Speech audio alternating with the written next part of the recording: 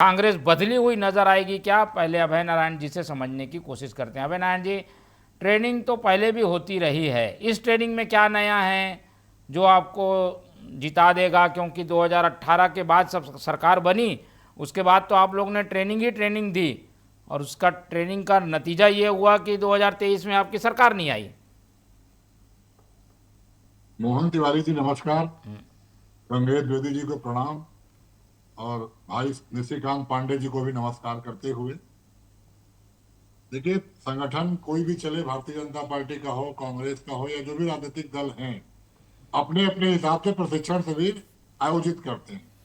वैचारिक प्रशिक्षण शिविर, शारीरिक प्रशिक्षण शिविर, और राहुल जी ने जो संगठन सृजन अभियान चलाया, जिसके तहत जिला अध्यक्षों की नियुक्ति की गई, जिसके तहत ब्लॉक अध्यक्षों की नियुक्ति की गई और जिसके तहत मंडल अध्यक्षों के पहली बार कांग्रेस में मंडल अध्यक्ष नियुक्त किए गए ब्लॉक और बूथ इकाई के बीच में।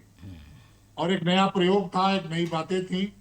और राहुल जी ने और हमारे उदयपुर के, जयपुर के अधिवेशन में लगातार जो बातें आई थी कि कुछ फ्रीडम होना चाहिए अध्यक्षों को, ब्लॉक अध्यक्षों को, और वैचारिक रूप से कांग्रेस का इतिहास और देश के इतिहास और जिन पार्टियों से हमारा मुकाबला है, जिनके खिलाफ में उतरते हैं या वैचारिक रूप से हम जिनके खिलाफ रहते हैं, उनका इतिहास, उनके विचार, उनकी भावनाएं का हमको जानकारी होना चाहिए। इसके लिए पूरे देश में, प्रत्येक प्रदेश में जहां संगठन सृजन पूर्ण हो चुका है, वहां ये प्रशिक्षण शिविर चलाया जा रहा है। गुजरात में हो चुका, राजस्थान में हो चुका और अब छत्तीसगढ़ में चल रहा है और पूरे 10 दिन का ये कार्यक्रम है। राहुल जी ने उद्घाटन किया, राहुल जी पहले दिन आए, राहुल जी ने 5 घंटे बिताया जिला अध्यक्षों के साथ और बहुत सी बातें की जो जिला अध्यक्षों के जहन में होता है कि बड़ा नेता इस बारे में क्या बोलेगा। और सबसे बड़ी बात है कि कांग्रेस के जिला अध्यक्षों के विचार भी राहुल गांधी ने सुने। नीट के परीक्षा पे उनके विचार क्या है, देश की आर्थिक स्थिति पे उनके विचार क्या है, कांग्रेस का एक कॉमन मैन या जिला अध्यक्ष क्या सोचता है, जो प्रदेश की सरकार चल रही है उसके बारे में उनके विचार क्या हैं, और राहुल जी ने बताए कि ये सरकार कैसे काम कर रही है, चाहे विदेश नीति के मामले में, चाहे महंगाई के मामले में, चाहे बेरोजगारी के मामले में, चाहे नीट की परीक्षाओं के असफल होने के मामले में। तो एक संगठन सृजन के तहत ये सतत चलने वाली प्रक्रिया है।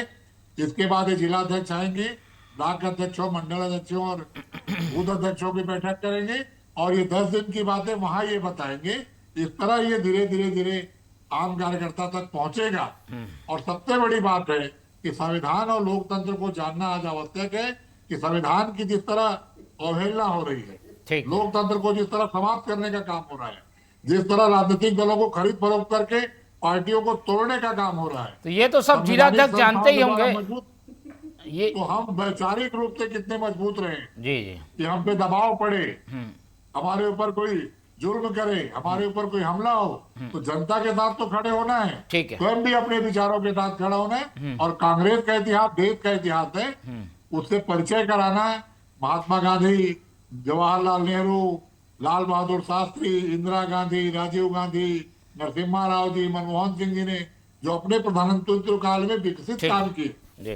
क्या अफवाह फैलाया जा रहा है। जिस विकसित भारत की बात हमारे विकास के कारण आप कर रहे हो और अफवाह फैला रहे हो, उनका जवाब देने के लिए हमारे पास क्या विचार है, जी क्या हथियार है और किन बातों को हम जनता के बीच में कहेंगे और कैसे हम जनता के बीच में जाएंगे, ठीक है। अनुशासन में कैसे रहना है, एक दूसरे का चलिए, समन्वय बना के कैसे रहना है। ठीक बहुत छोटी छोटी बातें भी इन जी शिविरों में होती है और ठीक 10 है दिन के बाद इकट्ठे रहते हैं जी।